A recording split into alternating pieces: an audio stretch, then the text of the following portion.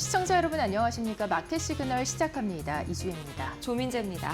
네, 이 미국과 러시아의 정상회담을 촉각을 곤두세우면서 미국 지난주 금요일 증시에서는 혼조세로 마감이 됐습니다. 뿐만 아니라 이 7월의 소매 판매도 무난하게 발표가 된 가운데 기술주들이 상당히 급락을 보였는데 그 이유는 바로 반도체 관세와 관련해서 앞으로 곧 발표를 할 것이다라는 트럼프 대통령의 발언 때문이었습니다.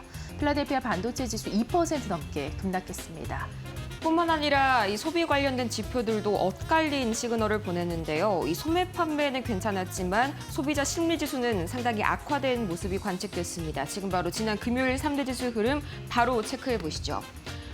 미국과 러시아 간의 이 정상회담을 앞둔 경계감, 또 거기에 반도체 관세가 곧 임박했다는 트럼프 대통령의 말, 또 소비 심리가 악화된 것까지 삼중고가 겹치면서 뉴욕 증시가 눈치 보기 장세로 마감이 됐습니다. 다우지수는 정말 그야말로 소폭 올랐습니다. 거의 변동이 없다시피 한 그런 폭인데 강보합권에서 거래를 마쳤고요. 나스닥은 0.4%가량 하락했습니다. 또 S&P 500 지수는 약보합권에서 마무리가 됐는데요. 다우지수는 장 초반 사상 최고치를 경신하기도 했지만 장 후반 들어서 다시 한번 상승폭을 반납하는 흐름 나왔습니다. 이날 시장을 움직인 세 가지 이슈 제가 한번 뽑아봤는데요. 가장 첫 번째로 미국과 러시아 정상이 8월 15일 알래스카에서 회동을 가졌습니다. 이날 시장이 상당히 많이 숨을 죽이고 이 회의 결과를 지켜봤는데 회의 결과가 주말 사이에 나왔습니다. 휴전 합의는 없었고요. 대신에 트럼프 대통령이 상당히 친러시아적인 행보를 보이면서 국제 유가가 많이 떨어졌습니다. 이어서 트럼프 대통령이 이 현지 시간으로 15일 알래스카로 향하는 에어포스원 전용기 인터뷰에서 다음 주나 또는 그다음 주, 그러니까 2주 내죠. 이 2주 내에 반도체와 또 철강 관세를 발표하겠다고 선언했습니다. 자, 그런데 여기에서 중요한 점은 철강은 지난 6월 이미 50%의 품목 관세가 부과된 바 있죠.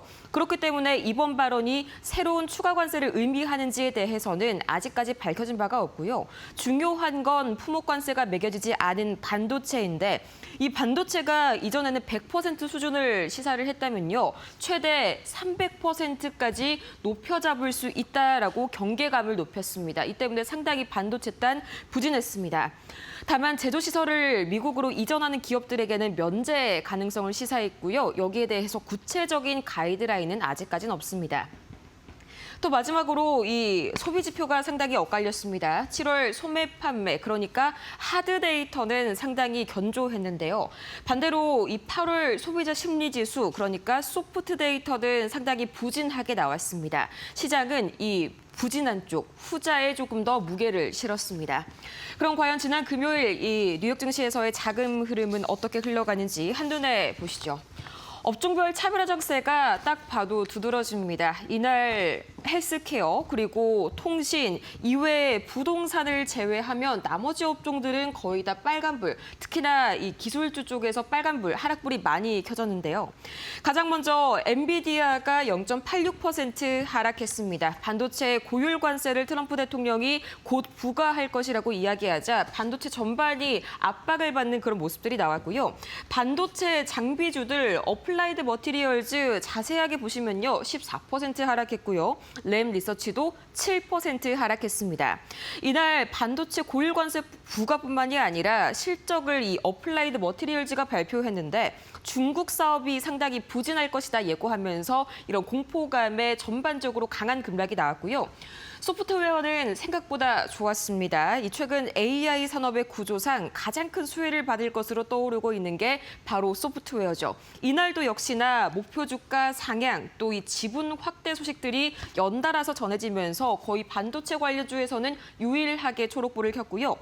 테슬라가 1.5% 하락했습니다. 이날 이산화탄소를 배출하지 않는 차죠. 이 제로 배출차에 대한 크레딧 판매 수익이 감소할 수 있다는 소식이 나왔기 때문인데요. 관련 서류 발급이 지연되고 있기 때문인데 이미 시장에 알려진 소식이라는 점 참고는 해보시면 좋을 것 같고요. 이 애플 0.51% 하락했습니다. 벅셔 해서웨이의 대규모 매도 소식이 전해지면서 불안감이 형성됐기 때문이고요. 구글 오히려 0.54% 2% 상당히 좀 좋은 흐름 보였습니다. 구글은 이 전일 오라클과 클라우드 제미나이 2.5가 통합된다는 소식을 전했는데 그 온기가 아직까지 계속해서 감도는 모습이었고요. 메타도 최근 엔비디아에서 메타로의 기관들의 매수세가 이동하고 있다는 소식이 관측이 됐습니다. 이 때문에 메타 0.4% 상승, 이외에 유나이티드 헬스케어가 12%에 가까운 급등 보여주면서 전반적으로 헬스케어 상승 이끌었는데요. 이 워렌 버핏의 벅셔 해서웨이가 상반기 중에 지분을 500만 주나 사들였다는 소식이 긍정적으로 작용했습니다. 그럼 오늘은 한 주를 새롭게 시작하는 월요일이니까요. 과연 지난 한 주는 전체적으로 어떤 흐름 보였는지 잠깐 체크해보고 넘어가시죠. 가장 먼저 역시나 다우지수 1.73%, 역시나라기보다는요. 굉장히 좀 오랜만에 다우지수가 가장 선방했던 한 주였습니다. 나스닥 지수는 0.72%, 그리고 S&P 500은 0.85% 한 주간 올랐는데요. 이 나스닥과 S&P 500은 그간 빅테크 쏠림에 따른 단기 고점 형상에 지난주에 약간의 차익 실현 나오는 그런 모습들이 보였고요. 또 엔비디아와 AMD가 중국발 매출의 15%를 미 정부에 떼어준다는 소식이 마찬가지로 압력으로 작용이 됐습니다. 실제로 그 해당 사건이 전해진 8월 10일 공통적으로 급락 나오는 모습 보이실 겁니다.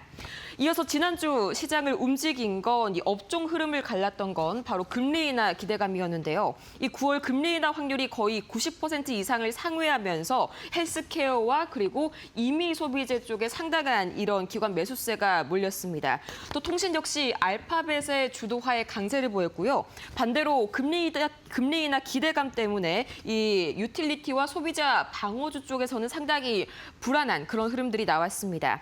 투자자들이 방어주에서 돈을 빼서 이 경기 민감주 그리고 성장주 쪽으로 돈을 옮겼기 때문이죠.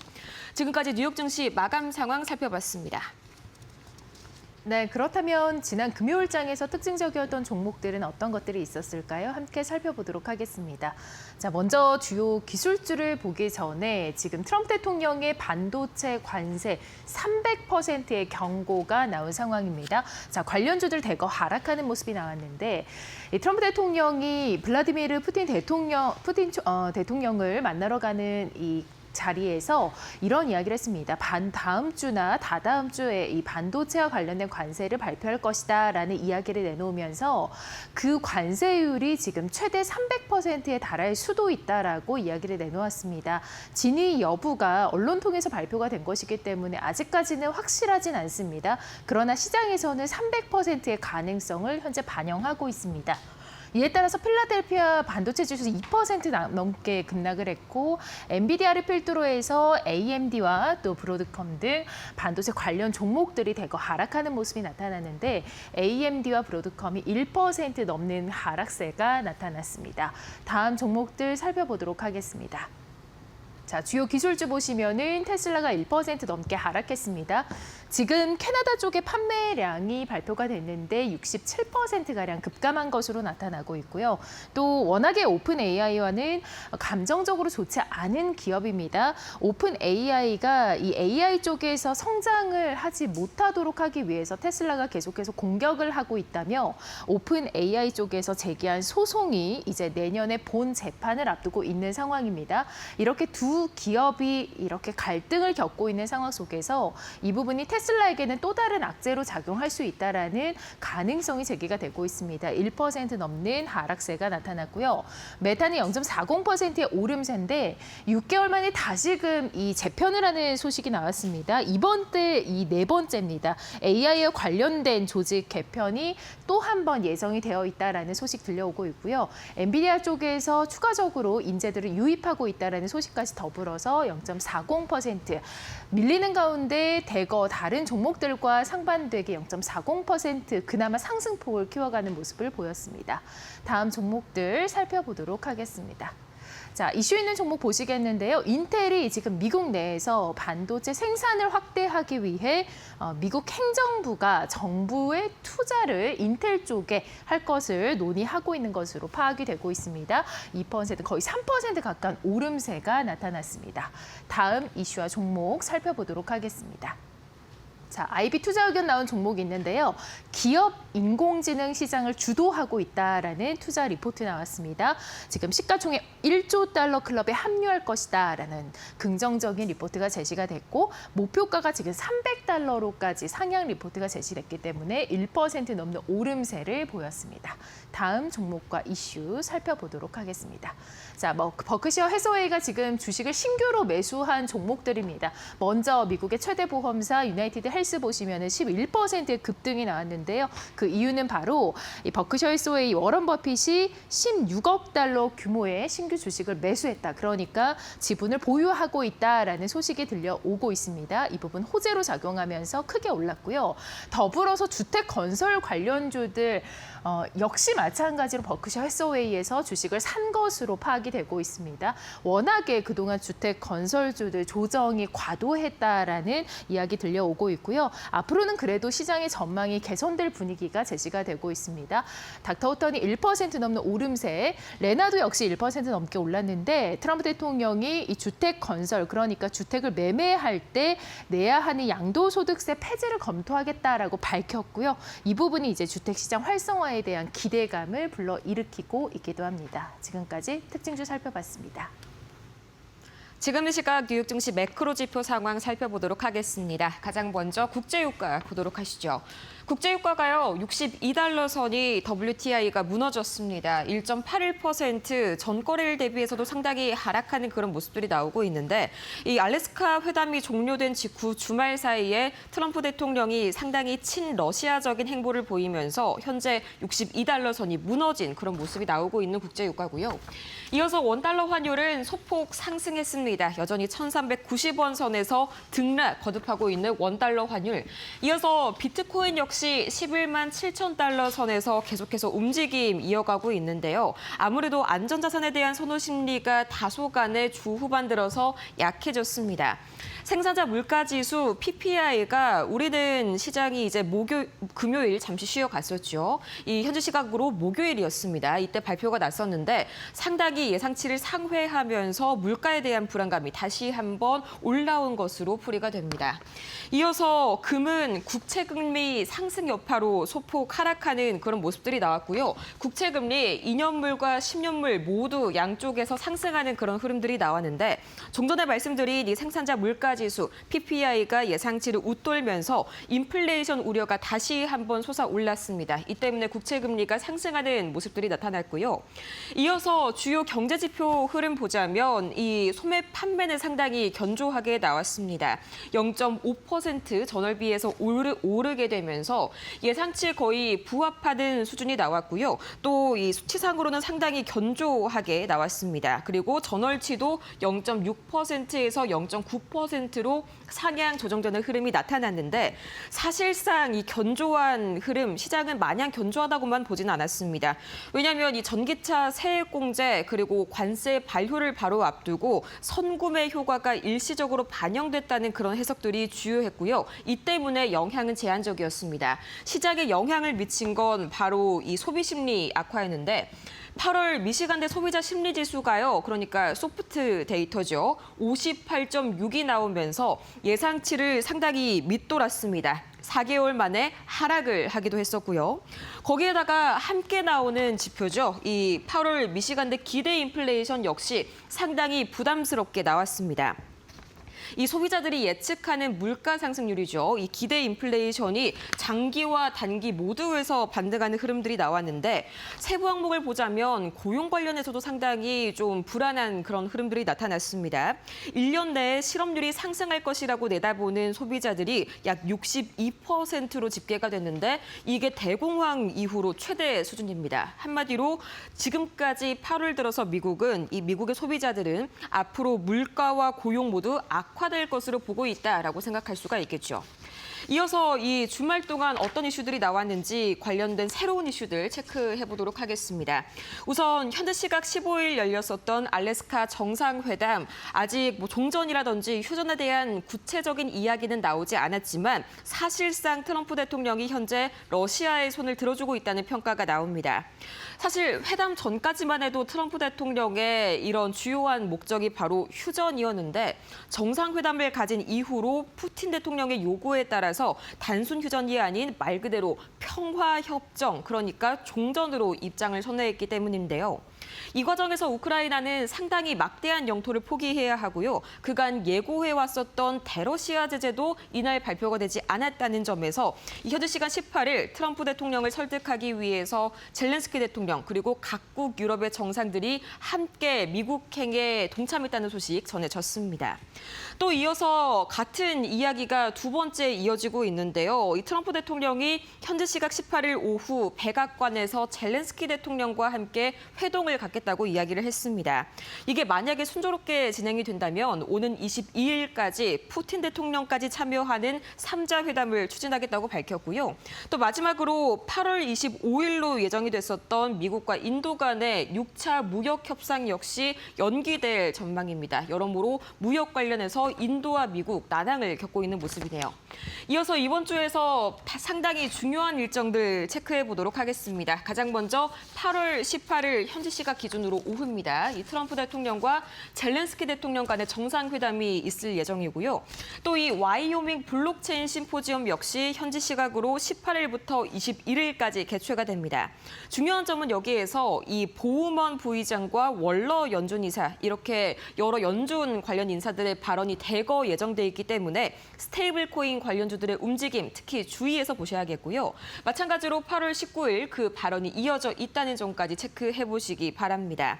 또 이어서 8월 20일 미국 FOMC 의사록이 공개가 되는데요. 7월 달에서의 핵심 쟁점은 상당히 연준 인사들 사이에서의 금리 동결과 인하에 대한 극명한 그런 의견 차이들이 발생을 했다는 점이죠. 고용 보고서가 상당히 불안정하게 나온 지금 이번에는 의견이 다소 일치가 되는 쪽으로 갈지 지켜보셔야겠고요. 이어서 마지막으로 8월 21일 사실상 제일 중요한 건 잭슨홀 미팅입니다. 그중에서도 우리 시각으로 이제 23일 토요일 오전 2시에 파월 의장의 연설이 예정이 되어 있는데 이번에 발생한 고용 쇼크를 과연 파월 의장이 어떻게 해석을 할지 그리고 이후에 9월 금리 인하에 대한 힌트를 어떻게 제시할지 이 점에 특히 주목해야겠습니다. 지금까지 주요 이슈 만나봤습니다. 네, 그렇다면 시장의 분위기 조금 더 구체적으로 점검을 해보도록 하겠습니다. 전화 연결 통해서 알아볼 텐데요. 오늘은 김상윤 이데일리 뉴욕 특파원과 함께합니다. 안녕하세요.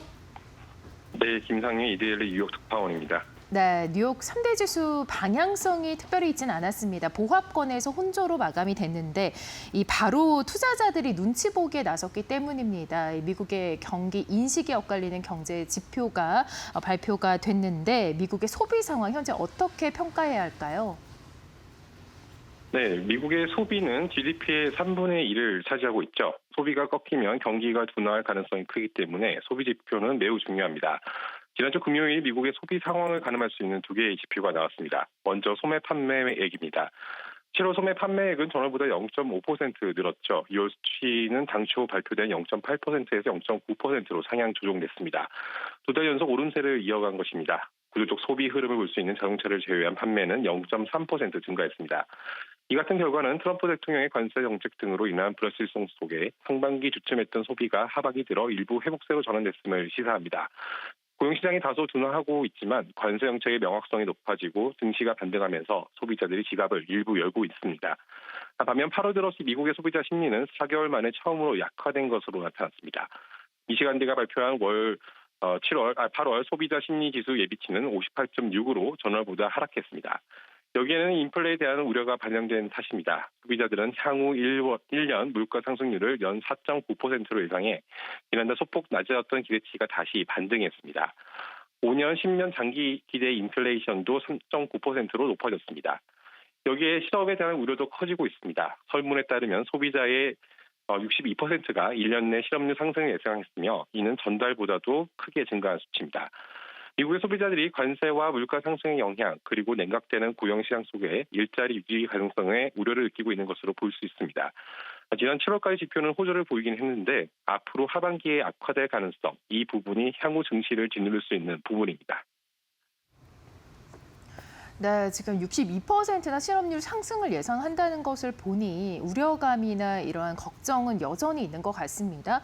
자, 이런 상황에서 제롬 파월 연준 의장 이번 주말, 그러니까 21일부터 3일까지 잭슨 홀 미팅을 앞두고 있는데 다음 달 금리 인하가 가능할 것인지, 인하가 된다면 얼마나 될 것인지를 가늠해 볼 수 있는 이제 마지막 메시지가 전해지는 자리가 아닐까 싶습니다. 자, 이런 가운데 파월이 작년에 금리 인하 메시지를 강하게 제시를 한 바 있는데 계속해서 이러한 기조를 이어갈 것인지도 주목이 되고 있습니다. 어떻게 봐야 될까요? 네, 현재 9월 금리 인하 가능성은 사실 기정사실로 있죠. 시장은 최근 고용시장 둔화와 물가 안정세를 바탕으로 연준이 0.25%포인트 인하에 나설 수밖에 없을 것이라고 강하게 전망하고 있습니다. 한때 비컷 가능성까지 나오기도 했죠. 이런 상황에서 파월 의장이 연설에 나서게 되는데요. 시장에서는 파월이 작년 9월과 다르게 강하게 금리 인하 가능성을 내비치지는 않을 것으로 보고 있습니다. 연준이 9월 회의 직전에 강하게 금리 인하 시그널을 줄 경우 만에 하나 8월 물가가 크게 뛰거나 8월 고용이 예상보다 탄탄하다는 것으로 나타날 경우 금리를 동결하기가 어려워지기 때문입니다. 연준은 9월 회의까지 나오는 데이터를 보고 회의에서 라이브 형식으로 통화정책 방향을 정할 것으로 예상되는데요. 시장에 지나친 기대감을 줄 경우 오히려 연준에 쓸 카드가 없어질 우려가 있기 때문에 시장의 기대를 차단할 가능성이 있다는 전망이 나오고 있습니다. 이는 현재 연준 내부의 의견도 분열돼 있는 탓이기 때문입니다. 현재 금리 동결을 선호하는 매파, 인하를 선호하는 비둘기파 모두 과반을 확보하지 못하고 있습니다. 대다수는 중도에서 신중론을 펼치고 있습니다. 특히 중도파들은 관세 여파가 이제 서서히 나타나는 상황에서 8월 데이터까지 지켜본 후에 결정을 내릴 가능성이 큽니다. 그간 시장은 9월 금리 인하 가능성을 전제로 최고치를 경신해왔죠. 잭슨 홀에서 금리 인하가 없을 것이라는 신호가 나온다면 시장은 매도세에 취약해질 가능성도 있습니다. 네, 기대가 워낙에 컸던 만큼 또 만약에 그런 발언이 없다면 매도세가 강하게 유입이 될 것이다라고 전망을 해주셨습니다. 지정학적 위기도 저희가 지금 계속해서 안고 가고 있습니다. 트럼프 대통령이 푸틴 대통령과 지난 금요일에 정상회담을 했고 이제는 젤렌스키 대통령과의 만남을 예고하고 있습니다. 앞으로 이제 지정학적 위기에 대한 이 우려는 좀 잠식이 될까요? 네, 지난 금요일 트럼프와 푸틴 대통령이 정상회담을 했고 구체적인 합의 사항은 밝히지 않았지만 외신을 통해 하나둘씩 윤곽이 나오고 있습니다. 종합하면 푸틴은 우크라이나 동부 돈바스 지역 양도를 조건으로 전쟁 중단을 제안한 것으로 전해집니다. 아울러 우크라이나의 나토 가입도 불가능하다는 점을 고수했죠. 그간 푸틴이 요구했던 사안이 그대로 들어가 있습니다. 다만 달라진 점은 하나 있습니다. 트럼프 대통령이 딜의 대가로 우크라이나에 대한 안전 보장 제공 가능성을 시사한 것입니다. 트럼프는 미국이 직접 병력을 파견하지는 않더라도 유럽 주도의 안보군에 군사 재정 지원을 제공하고 단기적 안보 약속을 포함한 보증 패키지를 검토할 수 있다고 밝힌 것으로 전해졌습니다. 즉 돈바스 지역의 양도와 우크라이나의 안보 보장이라는 두 가지 카드가 빅딜이 될 수 있을지가 핵심입니다. 젤렌스키 우크라이나 대통령은 18일 트럼프 대통령을 만나죠. 이 자리에는 유럽 국가 정상들도 함께합니다. 우크라이나와 유럽연합이 이 카드를 받아들인다면 러시아와 우크라이나 전쟁은 이제 막을 내릴 수 있습니다. 하지만 유럽연합은 푸틴이 늘 뒤통수를 친 상황에서 러시아의 영향권을 구설을 지려고 물론 동유럽 전반을 확대하는 방안을 순순히 들어줄지는 변수로 남아 있습니다. 네, 제시한 조건들이 잘 반영이 될지는 조금 더 지켜봐야 될 것 같습니다. 네, 오늘은 김상윤 이데일리 뉴욕 특파원과 함께했습니다. 도움 말씀 고맙습니다. 네, 감사합니다. 네, 잠시 후 시장을 주도한 이슈들 머스노5에서 함께 살펴보시죠.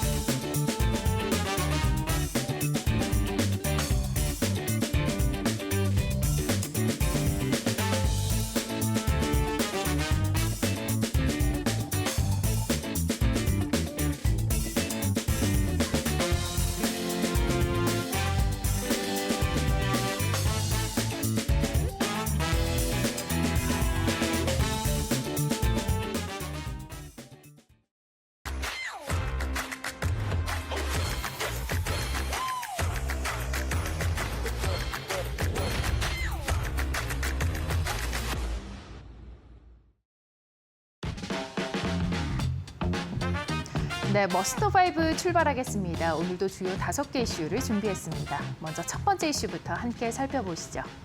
자, 트럼프 대통령이 상호 관세에 이어서 지금 품목별 관세를 본격화하고 있습니다. 일단 반도체 쪽으로는 최대 관세율을 300%까지 가능성을 내비치면서 시장이 그 부분을 그대로 반영하고 있는 분위기가 나타났고요. 또한 이에 이어서 철강과 알루미늄 수입품에도 50%의 관세를 부과하겠다라고 지금 예고하면서 이에 대한 여파도 상당히 클 것으로 예상이 되고 있습니다. 지난 15일 현지 시각으로 블룸버그 등의 외신에 따르면 트럼프 대통령은 미국과 러시아 정상회담을 위해서 알래스카로 향하는 가운데 대통령 전용기 내에서 기자들과 만나 나는 내주나 그다음 주에 철강과 반도체의 관세를 설정할 것이라며 반도체는 다음 주 중 어느 시점에 결정이 될 것이라고 말했습니다. 철강은 이미 50%의 관세를 부과하고 있는 품목입니다. 트럼프 대통령은 반도체 관세율에 대해서도 200%나 300%가 될지도 모른다며 기업들이 미국에 생산시설을 둘 수 있도록 초기에는 낮은 관세율을 책정하고 이후엔 올릴 것이라고 설명했습니다. 앞서 트럼프 대통령은 반도체에 100% 관세를 부과하되 미국 내 생산으로 이전하는 기업은 면제하겠다고 밝힌 바 있습니다. 철강과 반도체에 대한 관세는 이번에 발효된 상호 관세와는 별개의 품목 관세로 무역확장법 232조에 근거해 부과됩니다. 이번 이 해당 법은 특정 품목의 수입이 국가 안보를 위협한다고 판단될 경우 트럼프 대통령이 관세 등 제한 조치를 취할 수 있도록 규정하고 있습니다. 현재 미국 상무부는 반도체가 국가 안보에 미치는 영향을 조사하고 있는데요. 앞서 하워드 러튼이 미국 상무장관은 27일 지난달 이 법의 조항에 근거한 반도체 관세를 2주 후에 발표할 것으로 예상한다고 밝힌 바 있습니다. 네, 다음 이슈 보도록 하겠습니다. 자, 품목 관세와 더불어서 실적 이슈들도 나오고 있습니다. 이러한 부분들의 영향으로 미국 증시 반도체주가 지난 금요일장에서 대거 하락하는 모습이 나타나는데요. 그 원인들 조금 더 자세하게 들여다보도록 하겠습니다. 뉴욕 증권거래소에 따르면 엔비디아 주가 전일 대비 0.86% 하락하면서 180.45달러를 기록했습니다. 장중에 2% 넘게 밀리는 모습이 나타났는데요. 트럼프 대통령이 앞서 말씀드린 대로 반도체에 대해 품목 관세를 발표하겠다라는 발언을 내놓으면서 반도체주에 대한 투자 심리가 냉각됐습니다. 브로드컴도 1.57%, AMD 1.90%, 또 마이크론 테크놀로지가 3% 넘는 급락이 나타났고요. 램리서치는 7%대의 하락을, 마벨 테크놀로지 그룹은 3%대의 하락을 보였습니다. 어플라이드 머티리얼즈 주가는 전일 대비 14%가량 급락하면서 161.76달러로 거래를 마쳤고요. 2025년도 회계연도 3분기 실적 발표를 통해서 매출액 73억 달러, 주당 순이익 2.48달러를 각각 기록했다라고 회사는 밝혔습니다. 시장 예상치를 웃도는 수준으로 평가가 됐지만 다만 다음 분기의 실적 가이던스가 시장 기대치에 미치지 못했습니다. 중국 시장 불확실성이 높아졌다는 시장의 일각의 분석 속에서 주가도 고개를 숙였습니다. 트럼프 대통령은 CNBC에 따르면 이 반도체와 철강 등의 관세를 다음 주나 다다음 주에 설정할 것이다라고 밝혔고요. 특히나 반도체에 대해서는 일단 기본적으로 100%의 품목 관세를 물리겠다라고 밝힌 바 있습니다. 이 같은 소식으로 반도체주 전반의 주가 하락했고요. 필라델피아 반도체 지수도 2.26% 뚝 떨어졌습니다. 지수를 구성하는 30개의 반도체 종목 가운데서 텍사스 인스트루먼트가 0.44%, 인텔도 2%대의 상승을 보이면서 단 3종목만이 상승세를 보였습니다. 네, 다음은 구글 소식 보도록 하겠습니다. 젠마3 270M이 공개가 됐는데요. 25번을 통화해도 그 배터리는 단 0.75% 밖에 사용한 것이 되지 않는다라고 밝히면서 초소 인공지능의 힘을 보여주고 있습니다. 구글의 2억 7천만 개의 파라미터, 즉 4개 변수로 구성된 초소형 인공지능 모델 젠마3 270M을 구글은 허깅페이스와 캐글 등에 출시했습니다. 이 모델은 압축되고 강력한 구조를 가지고 있으며 뛰어난 에너지 효율성, 지시 사항의 준수와 양자화 인식 학습 등이 강점인 것으로 전해지고 있는데요. 가장 큰 장점은 낮은 소비 전력입니다. 픽셀 9 프로에서 시험한 결과 25번의 통화 시에도 배터리의 0.75%만 소비하는 것으로 나타났는데요. 지시 기반 학습 기반의 AI가 산업 현장에서도 효율적인 것으로 분석됐습니다. SK텔레콤과 AI 스타트업 어댑티트는 ML이 공동으로 수행한 작업에서 대규모 범용 모델 대신에 쓰여서 다국어 콘텐츠 관리 작업에서도 우수성을 나타낸 것으로 드러나고 있고요.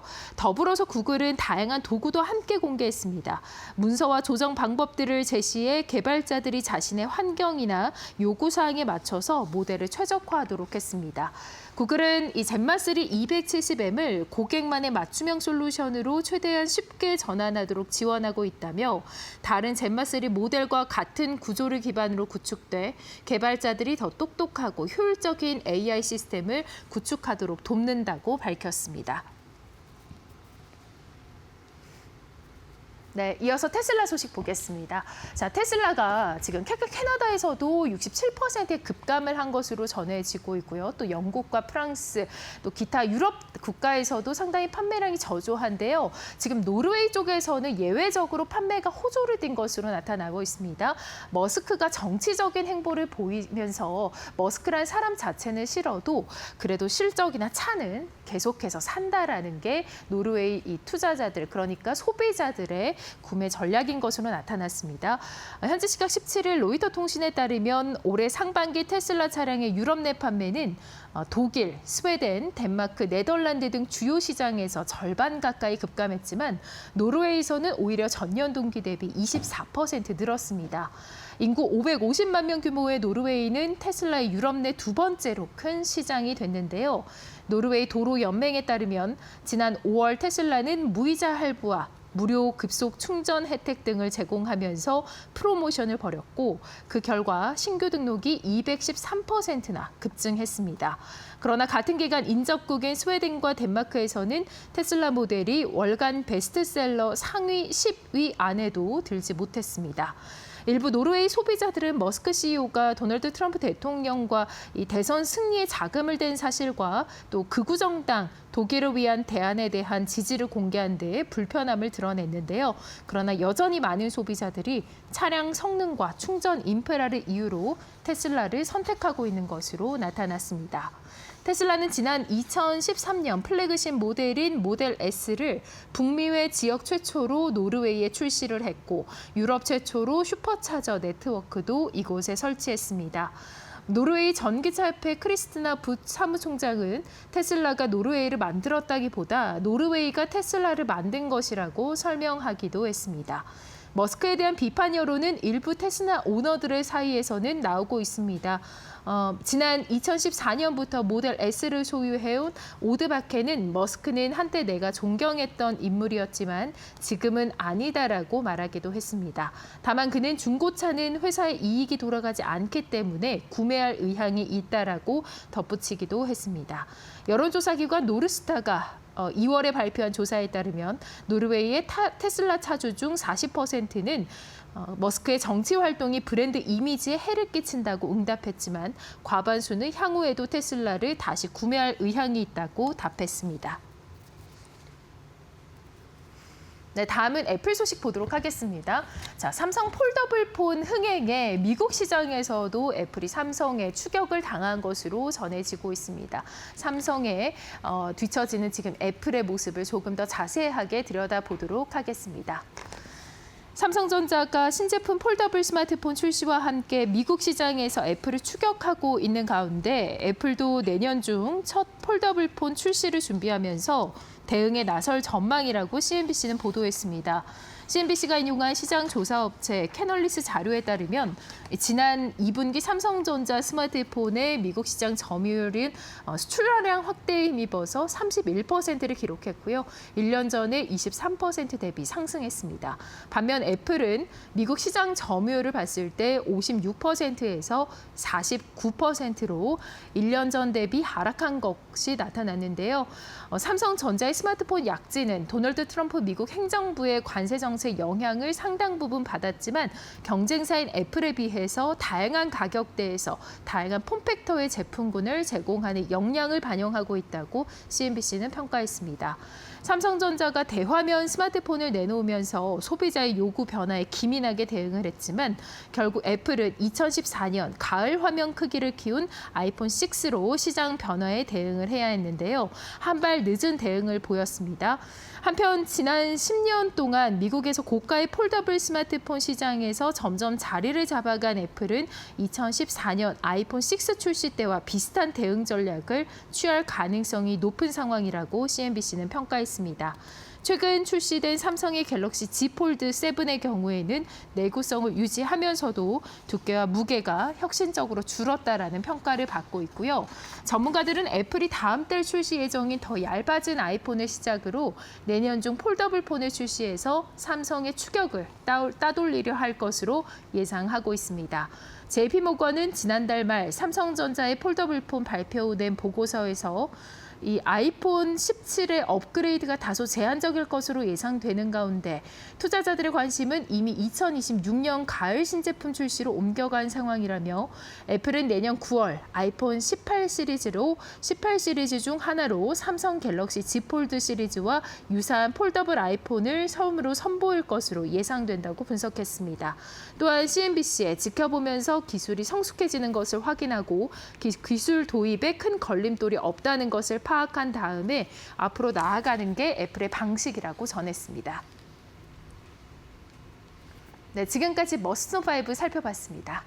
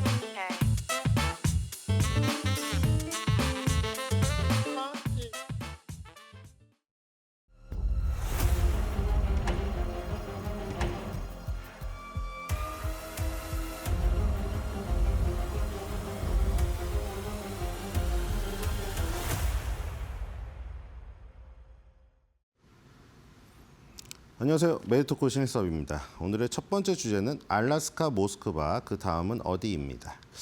여러분들 뭐 관심 있으신 분들은 주말에도 물론 지금 그렇죠 방학 기간이기도 하고 휴가 기간이라고 해서 그렇죠 좀 노르셔야 되죠. 노셔야 되는데 그 주식시장에 관심 있으신 분은 뭐 귀를 세우고 잠깐이나마 봤을 거예요.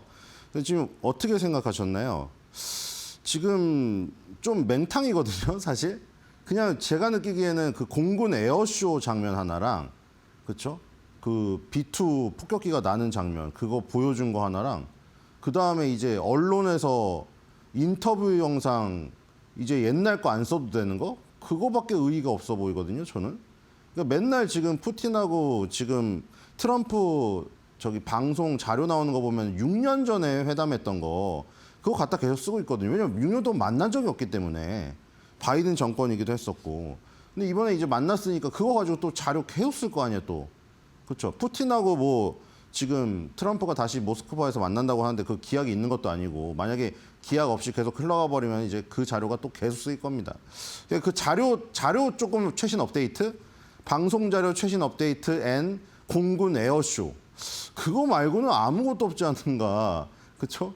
지금 7시간인가 8시간으로 예정되어 있던 회담도 2시간 만에 끝났습니다. 그러니까 만약에 이게 딱 뭐가 나와서 2시간이면 아, 화끈하네. 2시간 만에 결과 나왔네. 이러겠지만 뭐가 안 나왔어요. 그 푸틴하고 트럼프랑 저기 양쪽에 서가지고 얘기하는 것도 그냥 굉장히 일반적인 얘기를 그렇죠. 그냥 말 듣기 좋으라고 하는 말하고 끝나버렸거든요. 뭐 다음에 만나자 뭐 이건데 그거랑 똑같잖아요. 무슨 친구 사이에도 야, 너 언제 한번 만나서 밥 먹자. 뭐 언제 한번 만나자는 무슨 약속이 없어요. 그냥 하는 얘기지. 립 서비스지.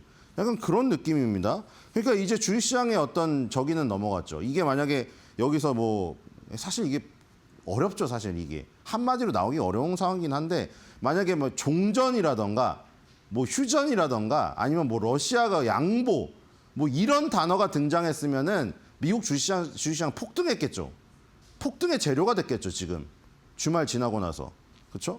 폭등의 재료가 됐겠지만 지금 같은 경우에는 이제 폭등의 재료는 없어졌습니다. 일단 그리고 이제 이 마지막에 2명이 서서 얘기를 했는데 아무 의미가 없어요. 그냥 교과서에 나오는 좋은 말들이죠.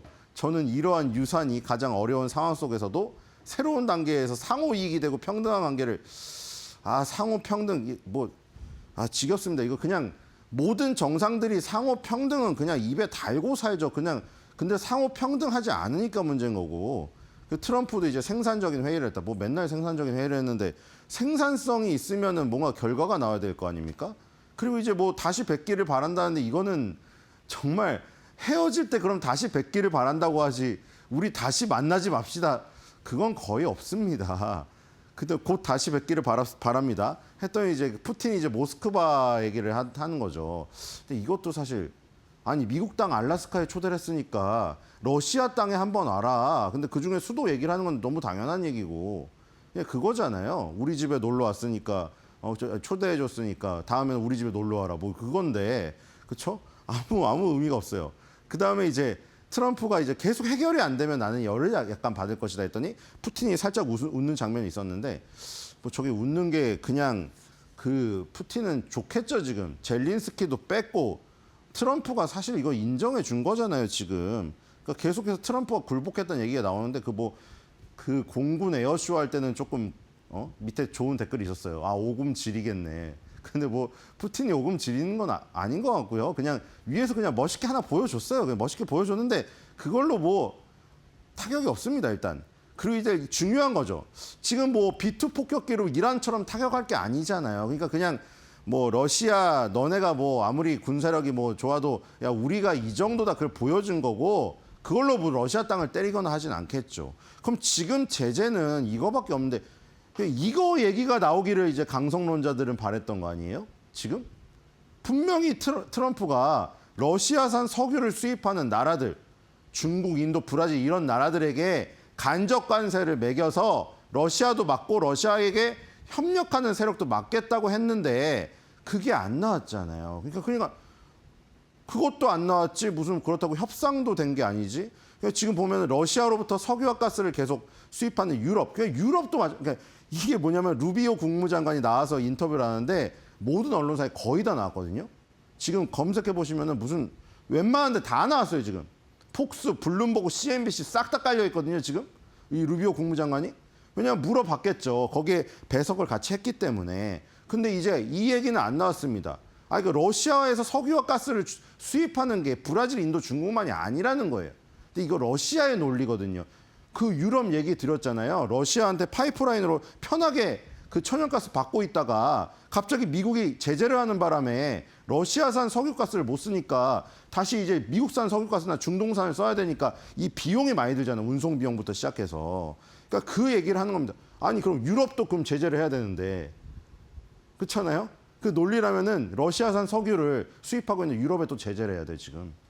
EU랑 10%로 합의 봤잖아요. 그렇죠? 10% 15%로 합의 봐놓고 러시아산 석유 아직도 수입하고 있어? 가스 아직도 쓰고 있어? 추가 제재를 할 거야. 그러면 이거 무슨 상황이에요 이게 지금. 어쨌든 그래서 러시아산 석유를 전국에 판매하는 것을 금지한다고 가정해 봅시다. 루비오 국무장관이 갑자기 러시아 푸틴 대변인이 됐습니다 지금.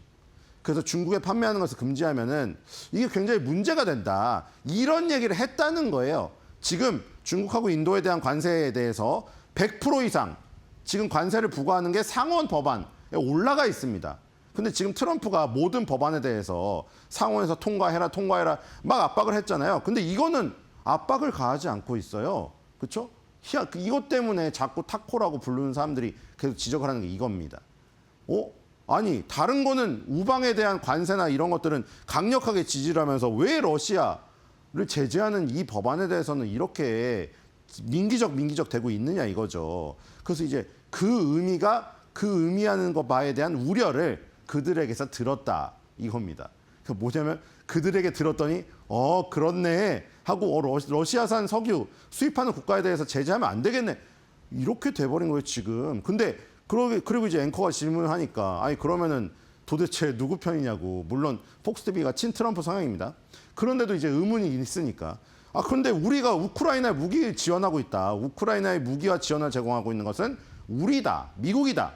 이 얘기를 지금 계속 강조하고 있습니다. 저번에도 그랬죠. 계속 이런 얘기가 나오다 보니까 제재를 한 쪽이 누구냐 잘 생각해봐라. 내가 노드스트롬 2라는 러시아산 천연가스를 유럽에 제공하는 그 부분을 제재를 한 게 나다. 근데 왜 나를 지금 공격하냐 이 얘기했죠. 이게 똑같습니다. 우크라이나에 무기와 지원을 제공하고 있다. 저번에도 그랬죠. 나는 제블린을 줬다. 젤린스키한테. 트럼프가 그랬잖아요. 나는 제블린을 줬다. 그것 때문에 러시아산 장갑차를 얼마나 파괴했냐. 오바마가 뭐 줬는지 아냐고 이렇게 했잖아요. 오바마는 너네한테 담요 줬다. 담요를 덮어줬다. 나는 제블린을 줬다. 누가 더 공격형 무기를 줬느냐. 러시아를 제재했느냐. 나다. 계속 이거 계속 강조하고 있는 겁니다. 미국의 힘을 기꺼이 사용할 의향이 있다. 물론 이란처럼 때리지는 못하죠. 자, 러시아 측은 당연히 양보해야 된다. 이 얘기를 합니다만 러시아가 양보를 해야 되는 대신에 그만큼 우크라이나도 양보를 해야 되고 사실상 러시아가 얘기하는 거 지금 돈바스 지역 달라고 하는 거 아닙니까? 그거에 대해서 아무 말 안 했어요. 자, 이제 젤린스키랑 EU의 입장이 궁금하겠죠. EU 집행위원회 저번에 손 모으고 트럼프 앞에서 그동안 몇십 년 동안 미국에 흑자를 낸 걸 죄송하고 그렇죠? 미국한테 이제 흑자를 보지 말고 적자를 봐야 된다. 균형을 맞춰야 된다고 하면서 관세 협상에 아주 순응하는 모습을 보였죠. 자, 유럽의 방위 역량을 강화해야 된다. 이 얘기를 하면서 뻔한 얘기죠. 자, 젤린스키 대통령은 원하는 것은 지금 영토를 지키는 건데 그거는 물 건너간 것 같아요. 일단 유럽 집행위원회 의장은 마치 제3자 입장에서 할 수 있는 말이죠. 살인을 멈추랍니다. 살인을. 이거 똑같은 얘기죠. 살인을 멈추고 군인들이 죽으니까 안타깝다 이거고 우크라이나 대통령, 미국 대통령, 러시아 대통령 제3자 회담 이게 필요하다. 근데 이게 이루어질지 모르겠습니다. 지금 뭐 전화로는 트럼프랑 얘기를 했다고 하는데 푸틴이 원하지 않는 것 같아요. 푸틴이 트럼프랑 자신이 1대1로 만나는 것은 자신이 생각하기에 격에 맞는다고 생각하고 젤린스키가 거기에 끼면은 격에 안 맞는다고 생각하는 것 같아서 계속 피하는 것 같아요. 그래서 3자 회담이 일어날까 굉장히 어렵습니다. 자, 두 번째는 연준 이사회 균열, 잭슨홀 골짜기로 이어질까 합니다. 일단 첫 번째 이슈, 이건 지나가 버렸죠. 그러니까 만약에 저기서 좋은 결과가 나왔으면은 월요일 날 미국 장이 폭등했을 거예요. 왜냐하면 다 해결됐잖아요, 이제. 러시아, 우크라이나 전쟁까지 종점을 찍어버리면은, 종지부를 찍어버리면은 이제 걸림돌이 없어요. 다른 전쟁들은 아주 의미가, 그 나라들에서는 의미가 강하지만 사실 미국 증시에 미치는 영향은 사실 약하거든요, 지금. 근데 이제 그거는 지나갔는데 두 번째 블랙홀처럼 빨아들이는 이슈가 이제 생겼죠. 바로 잭슨홀 미팅입니다. 왜냐하면 이게 별로 중요한 게 아니거든요, 사실. 그러니까 중요하지 않다는 게 아니라 지금 상황에서 다른 것들이 더 중요한 게 있었어요. 중국과의 협상이라던가 러시아 전쟁 이런 것들. 근데 이게 지금 굉장히 중요도가 올라갔죠. 잭슨홀 미팅이. 왜냐하면 잭슨홀 미팅이 굉장히 아름다운 골짜기 안에 있는데 그게 왜냐하면 옛날에 존 볼커 의장이라는 굉장히 유명한 인물이 있지 않았습니까? 그분이 인플레이션 파이터라고 별명이 붙었어요. 인플레이션에 대응하기 위해서 이 금리를 21% 이상 올렸습니다. 그래서 노동자들이 화나가지고 지금 연준 건물 초과 리노베이션 한다고 해서 트럼프가 갔잖아요. 근데 그때는 노동자들이 시골에서 막 올라왔습니다. 트랙터 상경 시위를 해가지고 점거를 했습니다. 그래서 볼커 의장이 생명의 위협을 느껴가지고 권총을 차고 다녔어요. 그래서 잭슨홀이라는 아주 골짜기를 잡아가지고 야 여기는 엄청나게 요새여서 못 옵니다. 대신에 권총은 차고 오세요 해가지고 볼커 의장과 함께 거기서 회의를 한 겁니다. 근데 이제 거기서 중요하게 이제 얘기가 나왔던 게 거기서 바로 존 볼커 의장이 엄청나게 큰 금리를 부르짖은 거죠. 그 뒤로 여기서 너무 중요한 얘기가 나오니까 시골에서 열리고 핵심 인물들만 한 150명, 200명밖에 참여를 못합니다. 그런데도 불구하고 중요도가 올라간 게 그런 중요성 있는 정책을 발표해버렸기 때문이죠. 그 뒤로 주목이 됐는데 그 뒤로 가장 지금 주목이 되는 것 같아요. 왜냐하면 지금 연방준비제도에 대한 공격이 전방위적으로 이루어지고 있죠. 그래서 잭슨 홀에 대한 관심이 이렇게 많은 것은 아마 이번에 공격이 엄청나게 이루어지고 바로 전에 FOMC에서 2명이 반대표를 던졌잖아요. 1명은 나갔고 그러니까 지금 이 사회가 완전 균열이 이루어졌다고 밖에서 보기에는 그렇단 말이에요. 그러니까 지금 엄청나게 독립성이 흔들리는 이 가운데 존 볼커 의장의 지금 추억이 서려 있는 지금 거기서 회의가 열리기 때문이죠. 가장 재밌는 시나리오는 이겁니다. 어차피 파월이 지금 전방위적으로 압박을 받고 있잖아요. 예전에 폴 볼커 의장에 대해서 존경한다는 얘기도 했거든요. 정말로 그냥 마음 먹고 존 볼커 의장처럼 빙의를 하는 거예요. 그래가지고 관세로 인한 인플레이션이 너무 심각할 것 같아서 내가 여기서 인플레이션 파이터로 변신을 해가지고 금리를 엄청나게 인상을 하겠다. 그럼 어떻게 될까요? 미국 뒤집어집니다, 진짜. 그렇죠? 트럼프는 지금 3% 인하를 요구하고 있잖아요. 4%대에서 1%대로. 근데 만약에 폴 볼커 의장처럼 만약에 이 지금 금리를 3% 이상 올려버린다. 파월이 앞으로. 그럼 이거는 전쟁입니다, 진짜. 그렇죠? 전쟁이에요, 전쟁. 자, 전쟁인데 그럴 가능성은 좀 적을 것 같고요. 그 다음에 이분이 지금 계속 얘기하는 게 그거예요. 중앙은행의 독립성이다. 나는 이게 우려가 된다. 지금 이 중앙은행의 독립성을 너무 흔들어놨기 때문에 이 독립성이 흔들리는 순간 어떤 금리 FOMC의 어떤 회의의 가치도 떨어지고 모든 것이 무너진다는 겁니다. 자, 이분은 이런 얘기를 해요. 크리스 윌러 이사가 지금 차기 연준 의장 후보로 거론되고 있잖아요. 그러니까 지금 이게 너무 재밌는 거죠. 거기에 소수 정예만 모이고 긴밀한 회의가 이루어지거든요. 근데 긴밀한 회의가 이루어지는데 누구나 다 알고 있을 거 아니에요. 크리스토퍼 윌러 당신이 지금 연준 의장 후보로 거론되고 있네? 이러면은 누구나 연준 의원 안에서도 이거 연준 의원 마음속에 들어가 봐야 알겠지만 줄을 서겠죠, 줄을.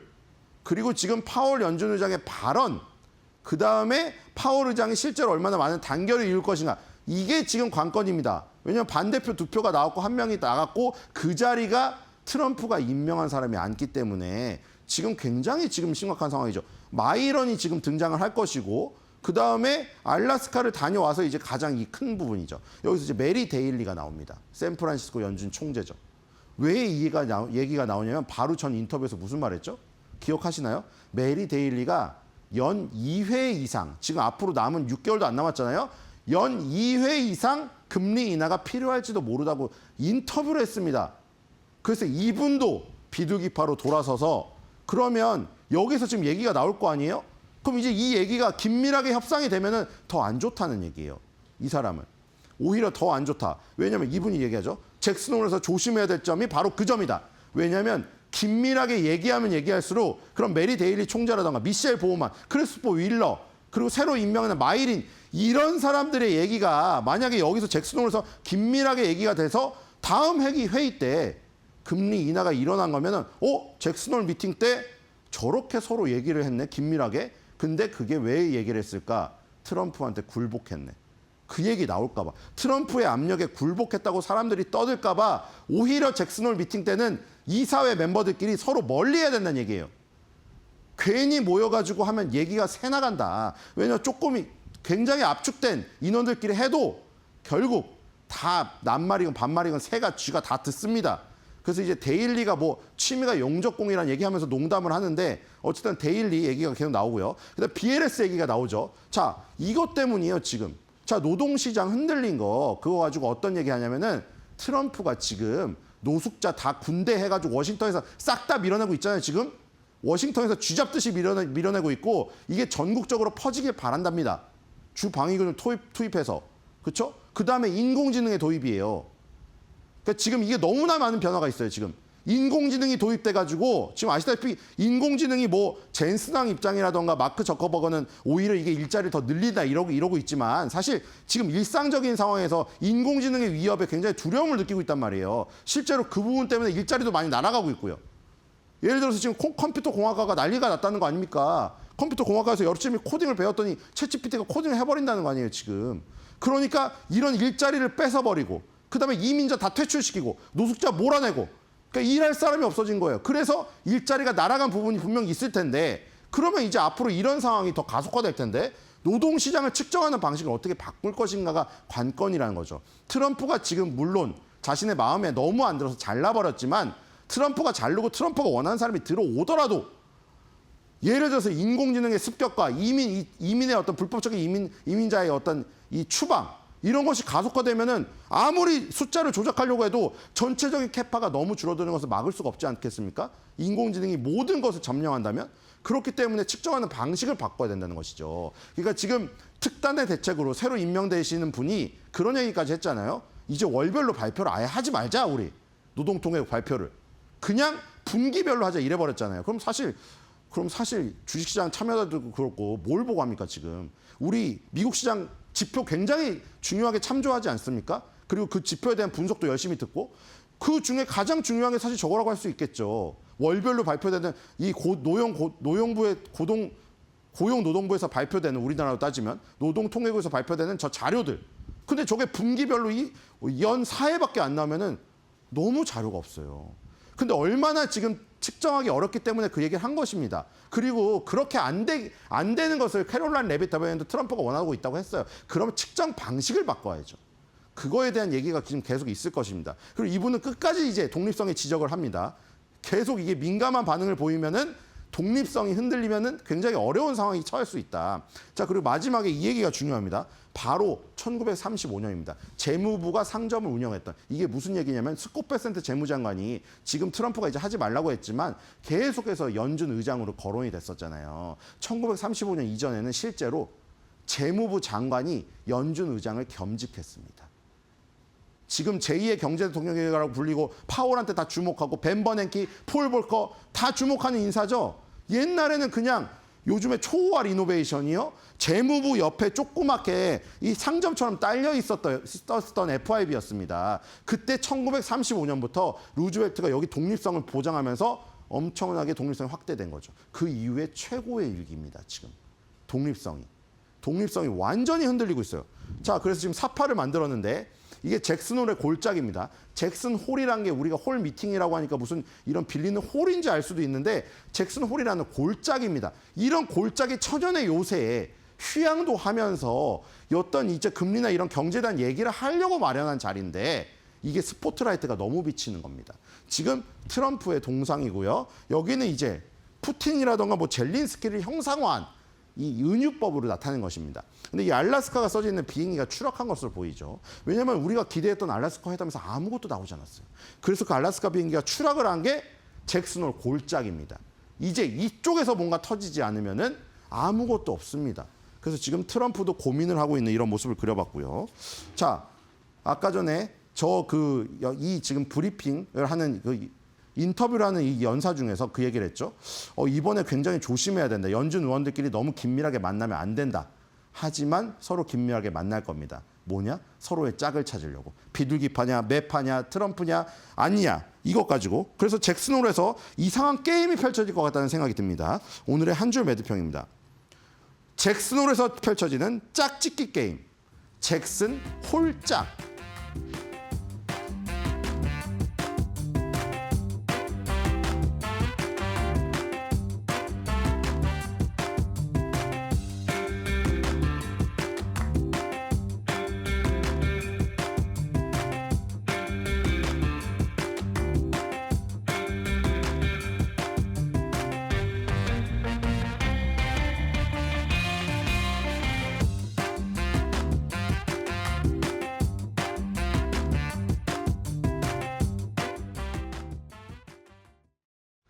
지난 주말 시장을 뜨겁게 달궜던 이슈들, 과연 오늘 우리 시장에서는 어떤 섹터를 움직일지 저와 함께 보시죠. 가장 먼저 첫 번째로 지난 금요일 이 데이터 센터 관련 이슈가 역시나 뉴욕 증시를 뜨겁게 달궜습니다. 첫 번째 이슈는 바로 구글과 관련된 이슈가 하나 있었는데요. 바로 이 구글이요, 미국 오클라호마에 90억 달러의 투자를 추가로 단행할 것이라고 밝혔습니다. 이번 프로젝트로 건설되는 새 데이터 센터는 2027년 말에서 2028년 초까지 그 사이에 데이터 센터가 완공될 예정이고요. 이 데이터 센터 시설 확장의 대부분의 이런 자금들이 투입이 될 예정입니다. 또 거기에 더해서 이 오픈 AI의 CEO죠. 샘 올트먼 CEO 역시 곧 데이터 센터 건설에 수조 달러를 투입할 예정이라고 밝혔는데요. 이를 충당하기 위한 방법 중 하나로 IPO, 그러니까 기업 공개를 거론하기도 했습니다. 이 관련주들 움직임들, 특히나 KT와 SK텔레콤 대형주들 사이에서는 데이터 센터 관련주로 굉장히 강한 기대감을 받고 있죠. 특히나 KT가 올해 사상 최대, 거의 2분기에 사상 최대 이익을 만들어냈는데 전년 동기에 비해서 105%나 급증하는 그런 이익을 만들어냈습니다. 부동산 계열사발 이익이 이번에도 사실상 전체적인 이익을 견인했다라고 보시면 되겠고요. 이어서 두 번째 이슈 보시죠. 애플의 아이폰 관련 이슈, 특히나 이 폴더블 관련 이슈들이 계속해서 나오고 있습니다. 애플이 특히나 이 폴더블 아이폰 사업에 집중하기 위해서 일반형 아이폰 18의 출시를 2027년 상반기로 미룬다는 소식이 또 주말 사이에 새롭게 전해졌는데요. 폴더블 아이폰이 새롭게 이렇게 아이폰 라인업에 들어오게 되면서 신제품 출시 효과를 극대화하기 위해서 1년 정도 더 뒤로 미룬다는 그런 내용입니다. 일반형은 내후년인 2027년, 정확히는 상반기에 선보일 예정이고요. 이 내년 상반기죠. 그러니까 2026년 상반기에는 보급형 아이폰인 이 모델, 또 하반기에는 에어와 프로, 프로 맥스, 또 폴더블 아이폰이 출시될 예정입니다. 관련해서 이 폴더블 아이폰, 애플의 야심작인 만큼 관련주들 특히나 집중해서 보셔야겠는데요. 이 중에서 삼성 SDI 전거래일 약 1%가량 상승 흐름, 좋은 흐름 이어갔습니다. 특히나 현재 아이폰용 배터리를 삼성 SDI가 납품을 하고 있는데 내년부터는 이게 폴더블용 패널까지 더욱더 확대가, 협력 분야가 넓혀진다는 그런 소식까지 있는 만큼 관심 있게 이 주가 흐름 체크해 보셔야겠고요. 또 오늘 삼성 SDI는 추가 호재도 한 가지가 나왔습니다. 올해 4분기 삼성 SDI를 포함한 국내 배터리 3사가 동반 흑자를 드디어 기록할 것이다라는 전망이 나왔습니다. 특히나 삼성 SDI는 이 중에서 소형 배터리 또 전자재료 중심의 수요가 호전되면서 흑자 전환이 예상되고 있습니다. 이어서 비만 치료제 이슈가 다음 준비가 되어 있는데요. 이 노보노디스크의 비만 치료제죠. 위고비가 대사질환까지 입지를 넓힌다는 소식이 들려왔습니다. 이 정도면 거의 뭐 만병통치약이 아닌가, 조금 과장을 보태서 약간 이런 이야기를 좀 해볼 수도 있지 않을까 한데, FDA가 위고비를 대사기능 문제로 발생하는 지방간염 치료제로 승인을 했다는 내용입니다. GLP-1 계열 약물로서는 최초인데 노보노디스크는 현재 유럽과 일본에서도 마찬가지로 현재 지방간염 치료제로 위고비를 현재 승인받는 작업에 돌입했다라고 밝혔습니다. GLP-1 자체에 좀 집중을 해야 하는 이슈인 만큼 위고비뿐만 아니라 일라일릴리의 마운자로 관련주들 다 같이 한번 집중을 해보셔야겠는데요. 특히나 펩트론 1.29% 전거래일 올랐고요. 지난 한 주간 무려 18%가 급등했습니다. 주사 한 번당 약효를 오랫동안 지속시키는 이 스마트 대포 기술의 상용화 기대감과 함께 또 이 글로벌 제약사 일라일릴리로 현재는 점쳐지고 있죠. 이 협업 가능성까지 부각되면서 수급적으로는 지난주 이 코스닥 외인 순매수 1위를 기록했는데요. 여기에 하나증권은 이 공장 생산 능력을 10배 이상 확장할 것이란 점에서 미국 일라일릴리와 펩트론 간의 계약 기대가 커졌다라고 분석했습니다. 이어서 마지막 이슈 보시죠. 일본 금융청이 엔화 연동 스테이블 코인 발행을 처음으로 공식적으로 허용할 예정입니다. 지난 주말 니케이 신문의 보도에 따르면 이달 안에 도쿄 소재 핀테크 기업의 이름이 JYPC입니다. 이 JYPC가 스테이블 코인의 발행 사업자로 선정이 되고요. 또 이와 동시에 같은 이름의 스테이블 코인을 발행할 예정인데요. 이 JYPC가 바로 일렌의 가치를 지속적으로 연동하고 있는 그런 스테이블 코인 구조고요. 이 회사는 향후 3년간 약 1조 엔 가량의 발행을 목표로 하고 있습니다. 또 거기에 더해서 오늘 새벽 USDC 발행사 서클의 고위 관계자가 이번 주에 방한을 할 것이라는 소식까지 전해졌는데요. 특히나 이 중에서는 쿠콘이 이전에 서클과 스테이블 코인 관련해서 전략적 협업 논의로 시장의 이목을 끌었던 만큼 오늘 추가적인 상승 기대감 많이 모아지고 있습니다. 지금까지 4가지 이슈 살펴봤습니다.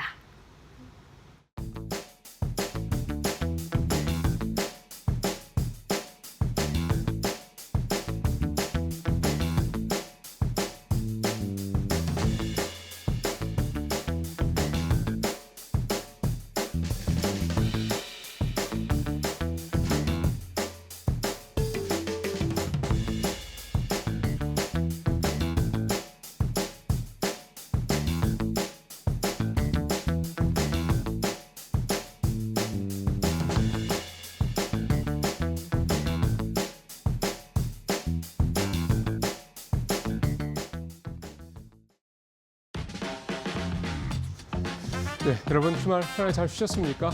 자, 8월 18일 이제 8월도 꺾여서 이제 후반부로 가고 있습니다. 이번 주에 월요일 날 이데일리 신문 어떤 내용 나오는지 좀 살펴보도록 하겠습니다. 이번 주에는 이제 주간 전망부터 아무래도 시작을 좀 하는 게 좋을 것 같습니다. 이번 주 시장 여러분들께서도 아마 익히 예상을 하시지 않을까 싶은데 코스피 지난주에 0.05% 정도, 그러니까 사실은 그냥 살짝 강보합이긴 한데 제자리 걸음이었죠. 근데 이 제자리 걸음이 벌써 좀 한 2달여 가까이 진행이 좀 되고 있습니다. 어떻게 보면 이제 정부에서 6월 그때 초였죠. 이때 초에 이제 세제 개편안 관련된 얘기 나오고 난 이후부터 사실은 시장이 좀 상방 하방 모두 갇혀 있는 박스권에 갇혀서 지금 계속해서 지루하고 되게 답답하고 뭔가 딱히 모멘텀이 없는 것 같지도 않은데 딱히 또 보이지도 않고 손에 잡히지 않는 그런 장세가 좀 계속이 좀 되고 있는 모습입니다. 반면에 미국 시장은 상당히 좀 강한 모습, 연일 좀 보이고 있는 그런 모습도 좀 나타나고 있고요. 우리 시장이 최근에 사실 올 상반기까지 우리 시장이 압도적으로 글로벌 주요 증시 가운데 수익률 1위였는데요. 8월 넘어서 분위기 완전히 지금 바뀐 그런 상태입니다. 자, 이런 시장 상황에서 이번 주에 나올 일정들 앞서 마켓 시그널에서 자세히 좀 설명을 해주겠습니다. 역시 FOMC 회의로 그다음에 무엇보다 제일 중요한 건 역시 잭슨홀 미팅이죠. 잭슨홀 미팅에서 과연 이제 파월 의장이 뭔 얘기를 하느냐, 이게 가장 좀 중요한 시장의 관심사라고 볼 수가 있겠고요. 근데 사실 이게 좀 현재로서는 참 오리무중입니다. 왜냐하면 7월 달 이 두 개의 물가 관련 지표 지금까지 나왔던 즉 CPI와 PPI를 보면 너무나도 상반된 모습을 보였기 때문에 지난 주말에 나온 우리 시간으로 이제 금요일 날 우리 토요일이죠. 이 PPI 같은 경우 익히 이제 기사 내용은 이제 아시겠습니다만 상황 때보다 훨씬 좀 세죠. 이렇게 PPI가 나오다면 결국 이제 이게 CPI로 옮겨가는 거는 시간 문제이기 때문에 물론 당장 한두 달, 두세 달 사이는 아니긴 합니다만 명확한 거는 확실히 이제 기업들이 이 관세에 따른 이 물가 상승 압박을 세게 받고 있다는 거고 아직은 전가를 최대한으로 하고 있는 건 아니지만 이제 그것도 역시 이제 임박했다 이런 부분들을 사실은 재확인을 했기 때문에 결국 관세발 물가 상승 즉 인플레에 대한 부담이 점점 커질 수밖에 없다. 이거를 사실 저 같은 사람도 충분히 예상이 되는데 파월 의장이 모를 리도 없고 그러니까 이걸 이제 파월 의장은 이제 어떻게 받아들이고 이거를 이제 이번 주 후반에 있는 잭슨홀 미팅에서 어떤 식으로 녹여낼 것인가. 아마 지금 연설 원고를 작성하고 있겠죠. 상당히 좀 자구를 썼다 고치고 하지 않을까 그런 생각이 좀 듭니다. 그만큼 여러 가지로 좀 상당히 좀 혼란스러운 그런 또 시기가 될 것 같고요. 그다음 우리 쪽에서는 세법 개정안 관련해서 주식 양도세 대주주 기준 관련된 이 지금 정부 입장은 거의 9월까지 가지 않겠느냐 이해가 좀 되고 있는데 지난 주말 사이에 이제 김병기 민주당 원내대표가 이번 주 중에 정부에서 발표를 하지 않겠느냐 그 얘기를 했습니다. 이번 주 초라는 표현까지 썼는데 어쨌든 이번 주 중에 정부에서 이 주식 양도세 관련된 대주주 기준을 세제 개편하는 내용대로 10억으로 그냥 확정을 할 건지 아니면 원하는 대로 50억을 유지를 할 건지 이런 부분들에 대한 뭔가 어떤 방향이 나올 수 있다. 근데 이거는 전망입니다. 이게 김병기 의장이 얘기했다고 그래서 한다는 건 아닐 테니까 그걸 좀 기다려봐야 될 것 같고요. 그다음에 21일 날 국회 본회의에서 노란봉투법 요것도 통과가 될 가능성이 높고 그다음에 또 하나 상법 개정안 2차 개정 관련해서 이제 집중투표제 의무 요건도 좀 있습니다. 그래서 이런 부분들이 21일 날 국회 통과해고 이거는 사실은 앞서 양도세 관련된 대주주 기준에 관련된 정부 발표보다는 조금 더 확실하게 이번 주에 나올 것으로 예상이 되는 내용들입니다. 예, 오늘 이데일리 톱은요, 이 제목 보시는 것처럼 뷰티에 꽂힌 바이오 화장품 판매 바꾼다 이런 내용입니다.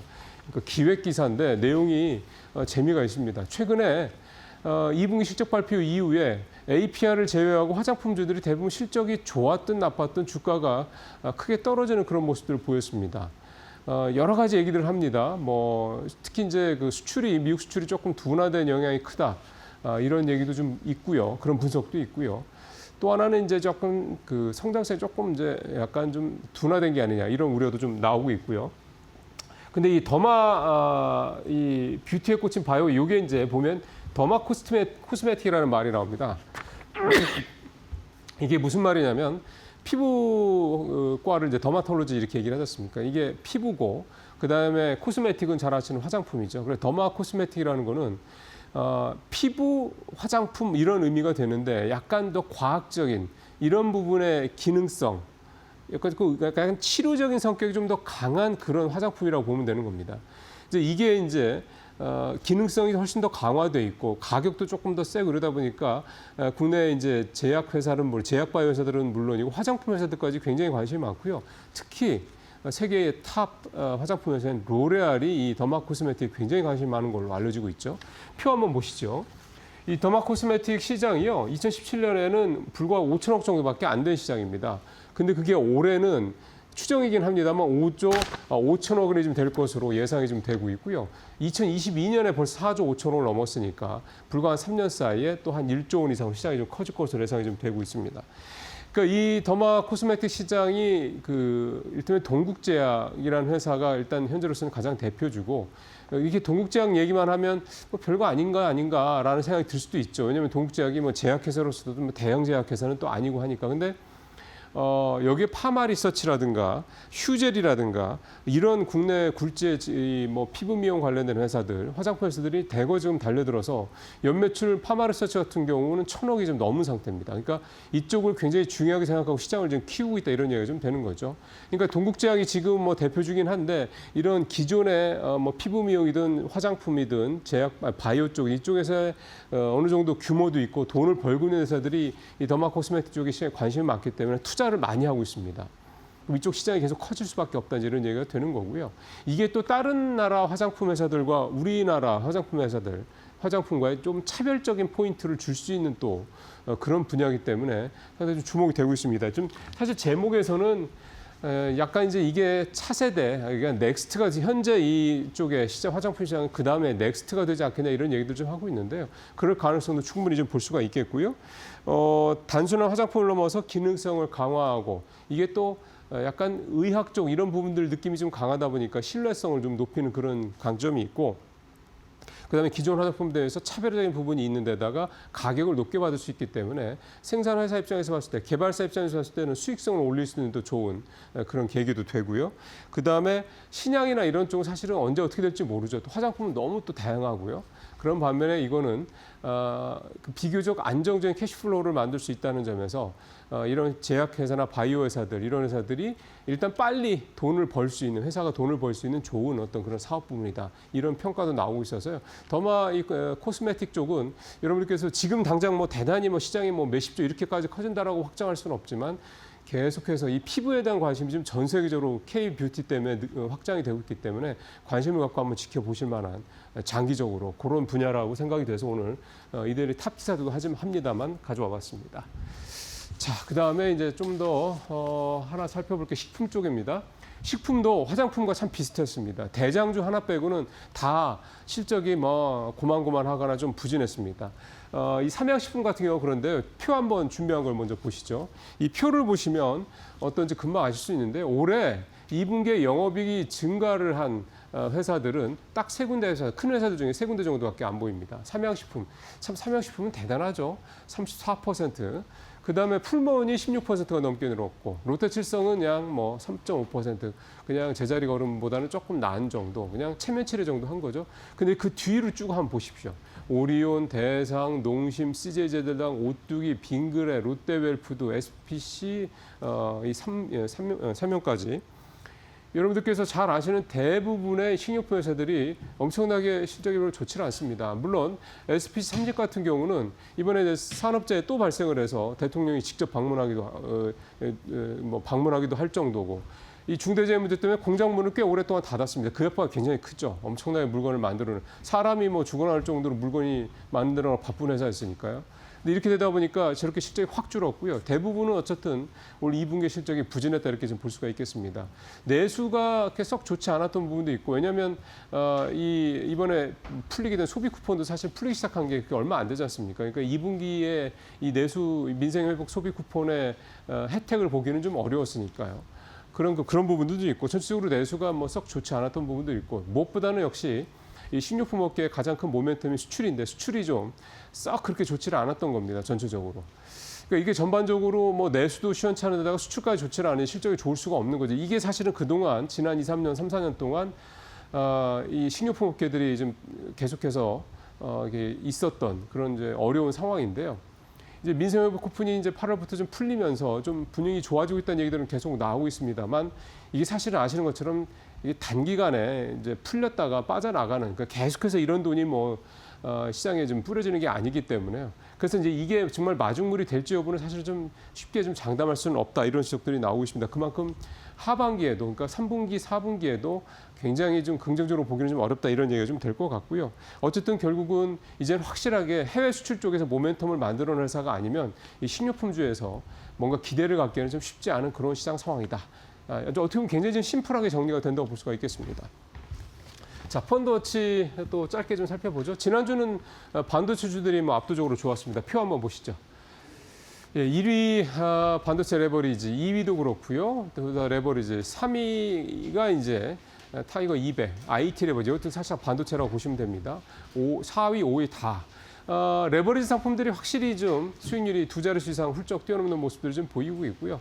그냥 반도체 관련된 지수들은 한 8%, 6% 정도. 이것도 뭐 주간 단위로는 나쁘지 않죠. 좀 연초 후에만 보더라도요, 반도체 쪽들 다 괜찮습니다. 물론 레버리지가 뭐 2배 이상 수익률이 높긴 합니다만, 레버리지는 늘 말씀드리지만 이제 그만큼 이제 리스크를 감수해야 되는 거고요. 대략 연초 위에도 30% 중후반 정도의 수익률을 내고 있다는 점에서 긍정적으로 좀 볼 수가 있겠다고 볼 수가 있겠고, 같은 기간에 국내 주식형 펀드 평균 수익률이 1%, 그러니까 상당히 좀 높은 거죠. 지금 반도체 관련 ETF 수익률이. 해외 주식형 펀드가 좀 더 낮죠. 2% 정도. 개별 상품 중에서는 하나자산운용의 플러스 글로벌 히터류 전략자원 생산기업, 이게 10% 정도 수익률을 냈습니다. 네, 전체적으로 요즘에 하여튼 우리 시장보다는 해외 시장이 좀 더 나은 모습, 특히 일본 시장이 주춤하다가 요즘에 뛰어오르는 그런 모습들 좀 나타나고 있다, 이렇게 좀 말씀드릴 수가 있겠습니다. 마치겠습니다.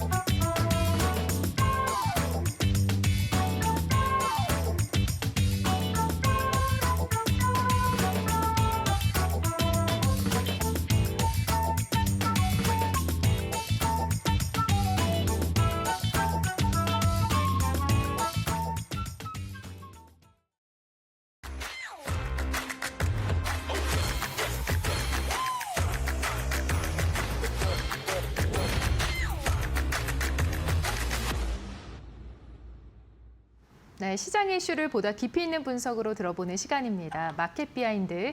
오늘은 김영재 유진투자증권 서울 WM센터 이사님 모셨습니다. 어서 오세요. 네, 안녕하십니까. 네, 이게 국내 증시를 좀 둘러보고 그리고 글로벌 증시도 체크를 해서 오늘장 우리가 또 어떻게 대응을 해야 될지 한번 봐야 될 것 같습니다.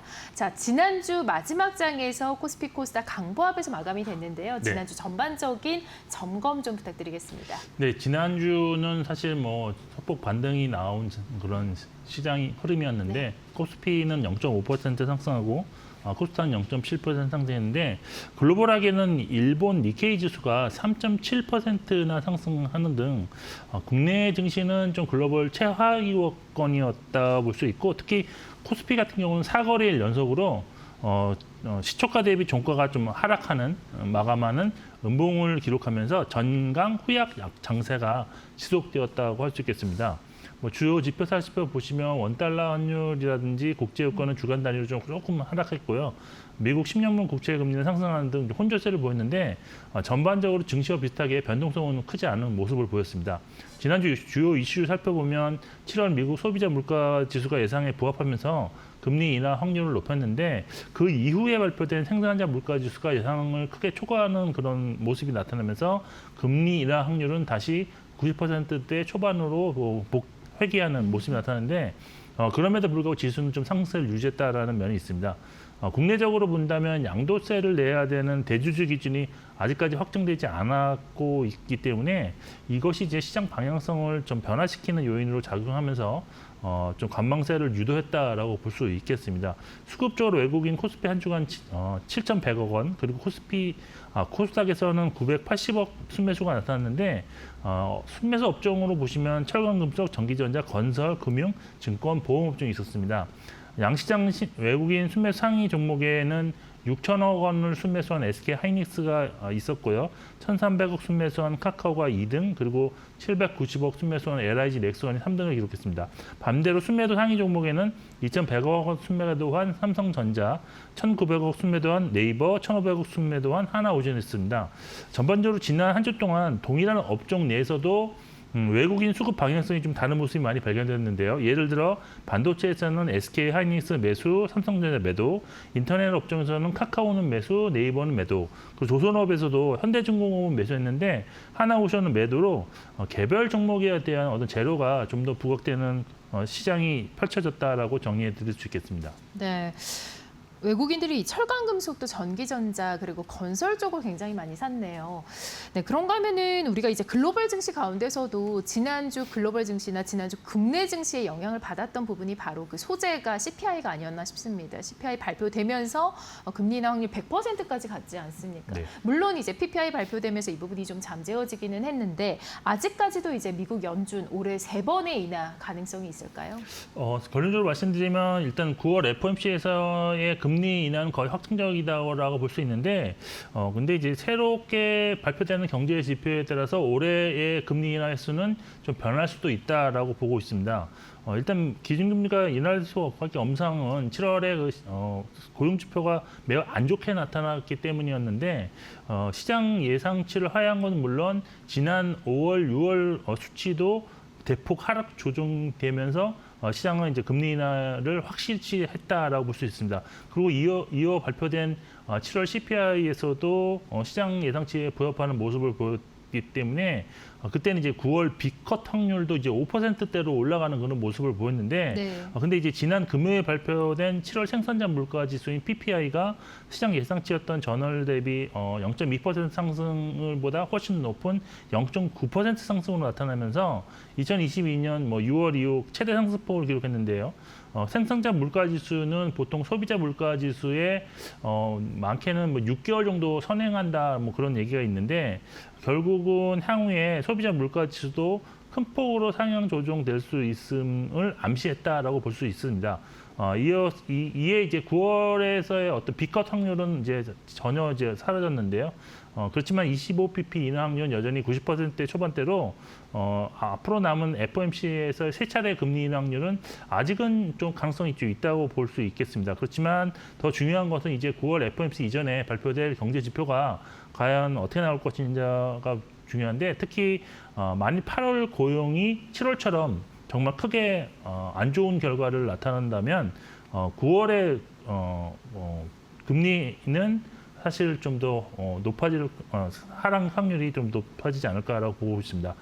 그렇지만 이제 일단은 금리 인하 확률이 높아지는 만큼 결국은 이제 금리 인하의 수혜를 받는 업종에 대한 그런 관심은 지금 8월 내내 좀 지속해야 되지 않을까라고 보고 있어서 2차 전지라든지 바이오 업종에는 꾸준한 관심이 필요하다라고 정리해드릴 수 있겠습니다. 네, 금리 인하 가능성이 아직도 높기 때문에 금리 인하 수혜 업종, 2차 전지나 또 이런 바이오 쪽 계속해서 지속적인 관심을 가져봐야 한다라고 말씀을 해주셨습니다. 자, 이번 주에 이제 주목해야 되는 부분 바로 소매업체 실적이라던가 잭슨홀 미팅이 아닐까 싶습니다. 잭슨홀 미팅이 이제 21일부터 시작이 되는데 잭슨홀 미팅에서 우리가 이제 금리 인하가 실제로 이제 진짜로 인하가 될지 또 인하된다면 얼마나 될지에 대해서 가늠할 수 있는 그런 마지막 메시지가 나오지 않을까 싶은데요. 어떤 점들을 좀 주목을 해봐야 될까요? 네, 일단 뭐 잭슨홀 미팅 다들 아시겠지만 1982년부터 이제 연례 회의로 지금 정리되는데 그 이전부터 시작했지만 연례 회의는 1982년부터 전 세계 중앙은행 총재들이 미국 와이먼즈 휴양지인 잭슨홀에 모여서 금융정책을 논의하는데 미 연준위원장의 기조 연설이 일단 하이라이트라고 볼 수가 있겠고요. 또 여기에서 이제 미국의 연준 통화 정책 관련 힌트를 얻을 수 있다는 특징이 있었습니다.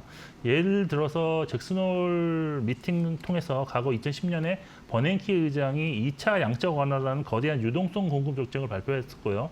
또 2020년 제롬 파월 의장이 평균 물가 목표제라는 새로운 정책을 도입했고 또 2022년에는 파월 의장이 저금리 정책에 마침표를 찍고 긴축 정책이 계속됨을 시장에 알린 적이 있습니다. 올해 잭슨홀 미팅 주제가 전환기의 노동시장, 인구, 생산성, 거시 경제 정책인데요. 즉 뭐 노동시장의 구조 전환 속에 거시 정책을 어떻게 방향성을 가져가자는 거에 대한 토론이 열릴 것으로 볼 수 있습니다. 일단 시장에서는 이번 잭슨홀 미팅에서 파월 의장에게 9월 FOMC에서의 금리 인하 재개를 선언하는 것을 좀 기대를 하고 있는 상황인데요. 가장 최근에 발표된 경제 지표에서 일단 인플레이션 우려감이 지금 나온 만큼 결과는 좀 지켜보셔야 될 것 같다라고 볼 수 있습니다. 그리고 이번 잭슨홀 미팅에서는 5년 주기의 어떤 미 연준의 중장기 통화 정책 전략도 발표될 것으로 일단 기대는 하고 있는데요. 정책 방향성은 일단 고용과 물가 중에서 어느 것에 더 우선순위를 둘까에 초점이 맞춰져 있습니다.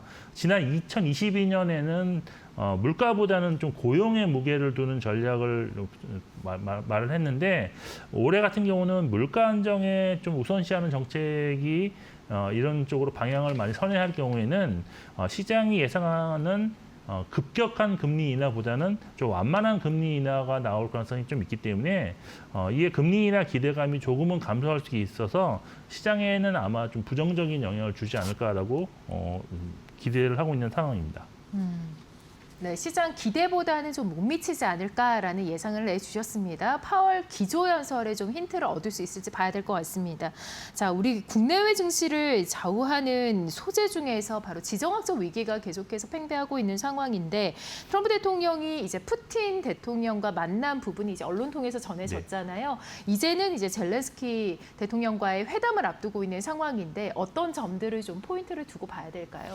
네, 일단 그 전에 이제 15일에 있었던 푸틴과 이제 트럼프와의 회담에서 큰 성과가 없었다는 말이 지금 나오고 있는데 뭐 실제로는 아마 푸틴 제안에 좀 합의가 있었을 가능성이 있지 않나라고 저 보고 있고 이러한 합의를 이제 젤렌스키 대통령을 만나서 좀 논의하기 위해서 이제 현지 시간으로 이제 18일 미국에서 정상회담이 좀 개최된다고 할 수 있겠습니다.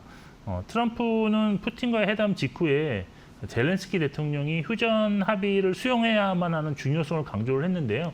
아무래도 우크라이나가 절대 포기하고 있지 않는 나토 가입과 관련해서 양보할 것을 촉구한 것으로 저는 뭐 해석을 하고 있는 상황입니다. 일단 무기와 자금 지원줄을 쥐고 있는 미국의 주장도 좀 일관되게 나타나고 있는 것 같고 또 정상 간 회담이 지속될수록 결국은 러시아 우크라이나 전쟁 종식의 시간은 점점 가까워질 수밖에 없을 것으로 일단 볼 수 있는데 그동안 사실 양치기 소년 같았던 전쟁 종식 이런 것이 현실화될 날도 반드시 오게 될 수 있다라고 보고 있습니다. 투자자 입장에서는 일단 휴전 또는 전쟁 종식 확률이 높아질수록 관련 종목들 투자에 대한 관심이 좀 높아질 수밖에 없다라고 보고 있는데요. 우크라이나 재건 같은 경우에는 사실 실제 기업이 특히 우리나라 기업이 실적으로 이제 연결될 수 있는 확률이 크지 않다라고 보고 있기 때문에 이것은 사실 테마성 흐름이 나타날 수밖에 없는 그런 상황이라고 볼 수 있습니다. 그런데 다른 섹터인 화학 같은 경우에는 실제 이익 회복에 도움이 될 수 있는 그런 재료들을 갖고 있기 때문에 화학주에 대한 관심은 이제 전쟁 종결 뉴스가 나올 때마다 좀 관심을 가져야 된다고 보고 있는데 사실 현재 화학주는 최근에 이제 뭐 상당히 안 좋았던 그런 주가 흐름이 나타났는데 실적 정상화가 좀 더디게 나타나고 있습니다. 그 원인은 뭐 여러 가지가 있겠지만 공급 과잉, 그다음에 수요 부족에 더해서 러시아에 대한 어떤 제재로 인해서 값싼 러시아 원유를 공급받을 수밖에 없는 공급할 수 있는 중국, 인도와의 가격 경쟁이 되지 못하고 있다는 점이 중요한 포인트라고 할 수가 있겠습니다. 결국 만일 이제 러시아 우크라이나 전쟁이 종식된다면 더 이상 값싼 러시아산 원유가 경쟁국으로 유입되지 않을 가능성이 있기 때문에 석유화 기업들의 수익성 회복 속도가 좀 더 빨라질 수 있다라고 볼 수 있겠고 결국 이런 면에서 전쟁 종식과 관련 어떤 뉴스가 나올 때는 저는 화학주에 대한 관심을 좀 높일 수 있는 그런 관점으로 접근을 해야 된다라고 보고 있는 상황입니다. 네, 전쟁에 대한 우려가 덜해질수록 화학주 쪽으로 관심을 가져보아야 한다라고 말씀해 주셨습니다. 자, 그렇다면 이 많은 업종 가운데서 좀 주목하신 업종이 지금 이제 건설업에 대한 얘기거든요. 건설업이 이제 5월보다는 좀 못하지만 최근에도 또 올해 들어서도 60% 가까이 올랐는데 앞으로에 대한 전망 혹은 투자 전략은 어떻게 보고 계실까요? 일단 건설업종의 업종 지수가 코스피랑 이제 비교를 해보시면 사실 뭐 상반기에는 상당히 좀 아웃퍼폼을 했는데 지금도 사실 아웃퍼폼을 하고 있는 상황이지만 약간 이제 상승폭은 좀 둔화되었다라고 볼 수 있겠습니다. 올해 건설업종이 지금 46.9% 상승한 상황인데요. 34.4% 상승한 코스피 대비분은 아직도 양호한 흐름을 유지를 하고 있다라고 볼 수가 있겠습니다. 아무래도 사실 대선 결과 확인 이후에 이제 상승폭이 좀 둔화되긴 했지만 그래도 정책 기대감은 유효하다라고 볼 수가 있겠는데요. 근데 이제 최근 건설주가 안전 리스크라는 그런 악재로 인해서 주가 변동성이 좀 심화되고 있는데 예를 들어서 DL, ENC, 현대건설, GS건설, HTC, 현대산업개발 등 상장한 대형주의 하루 등락폭이 10% 이상 나오는 날도 좀 다수 발견되고 있는 그런 상황입니다. 그런데 과거에도 재해 관련 리스크로 주가가 하락한 이후에 횡보 구간은 있었지만 결국은 조금씩 주가는 우상 흐름을 보였다는 점을 좀 기억을 하실 필요가 있는 것 같은데 2022년 1월 현대산업개발과 2023년 4월 GS건설이 그러한 흐름을 지금 기록하고 있기 때문에 이번에도 사실 저점 매수가 기회될 가능성도 열어두시고 좀 대응이 필요하지 않을까라고 보고 있습니다. 또한 그 최근 단기적으로 부진한 건설주 흐름에는 배경에는 그 노란봉투법의 국회 본회의 결과를 앞두고 있다는 점도 있는데요. 노란봉투법이 사용자의 확대를 추구하는 만큼 하청업체는 건설사를 상대로 이제 직접 교섭 청구가 가능해질 수 있어서 건설사로는 사실 건설기간의 어떤 장기화 또 수익성 저하라는 이중고를 좀 처할 가능성도 있다고 좀 보고 있습니다. 결국 투자자 입장에서는 현재 같은 시점에서 건설사를 좀 건설업종에 좀 투자하고 싶다고 하신다면 해외 비중이 높거나 아니면 일반적인 주택 이외에 상승 모멘텀을 좀 가진 종목에 대한 비중을 좀 확대하는 기회로 좀 갖는 것이 좋다고 저는 판단하고 있습니다. 네, 해외 비중이 높거나 또 상승 모멘텀을 보유한 종목으로 꼽아주셨는데요. 그렇다면 좀 구체적으로 어떤 종목들이 있을까요? 네, 일단 뭐 두 개 종목 정도를 압축을 할 수 있는데 삼성 E&A와 현대건설입니다. 일단 삼성 E&A 같은 경우에는 앞서 설명한 현재 건설업 투자 포인트에 가장 적합한 종목이라고 할 수 있는데 해외 비중이 높고 또 수익성 개선세가 진행 중이다라고 보시면 될 것 같습니다. 특히 계열사인 삼성전자와 삼성바이오로직스의 공장 건설 물량을 소화하면서 안정적인 매출 성장을 좀 기대할 수 있는데요. 삼성전자 평택 4공장과 5공장 건설 재개 이슈가 있고요. 또 미국 테일러 2공장, 삼성 바이오로직스 6공장 신규 수주를 기대할 수 있는 그런 상황입니다. 여기에 올해 하반기와 내년 상반기 중으로 중동과 미주 지역에 한 6개 정도의 화학 공장 입찰에 참여 중인데요. 이 중 한 2곳 정도만 수주에 성공해도 올해 수주 목표 달성 가능성이 높다라는 전망이 지금 나오고 있는 상황입니다. 현재 주가가 지금 PER로 본다면 한 8배 중반 정도 되는데요. 건설사 내에서도 크게 부담되지 않는 수준이기 때문에 이런 점도 좀 긍정적인 투자 포인트가 되지 않을까라고 보고 있는 상황입니다. 두 번째, 이제 현대건설 같은 경우는 지금 저가 수주한 공사 현장이 지속적으로 준공되는 관계로 하반기 역시 수익성 개선세가 지속될 것으로 전망되고 있는데 여기에 이제 올해 투자 포인트였던 해외 원전과 관련해서도 불가리아 원전 사업과 미국 팰리세이드 SMR 사업 등 기존 사업의 어떤 성과가 더 구체화될 것으로 전망되고 있다는 점이 투자 포인트인데 하반기에도 결국은 원전 관련 모멘텀은 지속될 수 있기 때문에 다른 건설사 대비 차별적인 요인으로 작용할 것이다라고 볼 수밖에 없을 것입니다. 그리고 이제 8월 25일로 다가온 한미 지금 정상간 회담에서 공통된 관심사는 결국은 뭐 북한과의 관계 개선이 될 것 같은데 이러한 것에 대한 어떤 적극적인 의지를 표명할 경우에는 남북 경협주 중에서 대형주인 현대건설의 주가 상승 모멘텀으로 작용할 수 있다는 점은 어떤 주가 이제 플러스 알파 요인으로 작용할 수 있다라고 보고 있는 그런 상황입니다.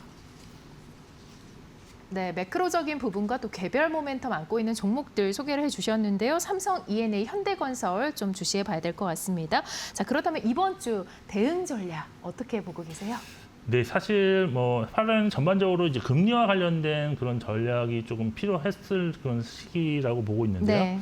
이번 주 잭슨 미팅에서도 역시 금리 관련한 정책에 대한 힌트가 나오는 이벤트이기 때문에 일단 그 전에 글로벌 증시는 조금은 이제 쉬어가는 그런 국면이 나타날 수 있다라고 보고 있습니다. 다만 국내 증시의 경우에는 주 초반에 대주주 요건 관련한 대통령실의 입장 표명이 나올 수 있기 때문에 어떤 불확실성 해소에 따른 지수 방향의 어떤 결정 가능성도 염두에 두신 그런 전략 수정이 좀 필요하지 않을까라고 보고 있습니다.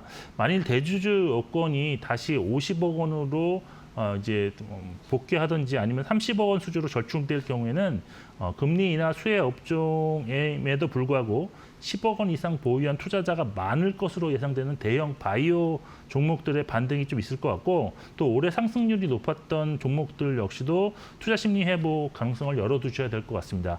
한미 정상회담이 지금 25일로 개최된 관계로 남북 경협주 역시 관심이 커질 수 있다는 점도 좀 지켜보셔야 되고 그리고 일단 전반적으로 감소된 지금 증시 거래 대금이 회복되는 모습이 나타나는지가 상당히 좀 중요할 것으로 보고 있어서 일단 현금 비중은 일단은 주 초반에는 좀 유지하시는 게 좋고 만일 증시가 조정 장세가 나온다면 올해 수익률이 높았던 업종 예를 들어서 증권, 방산, 조선업종 내 대장주의 저점 매수 전략으로 대응하는 것이 좋지 않을까라고 보고 있는 상황입니다. 그래도 올해 수익률 높았던 업종들도 계속해서 관심을 가져야 될 것 같습니다. 자, 오늘은 김영재 유진투자증권 서울 WM센터 이사님과 함께했습니다. 고맙습니다. 네, 잠시 후 마켓나우 1부가 시작됩니다. 저희는 여기서 물러가겠습니다. 시청해주신 여러분 고맙습니다.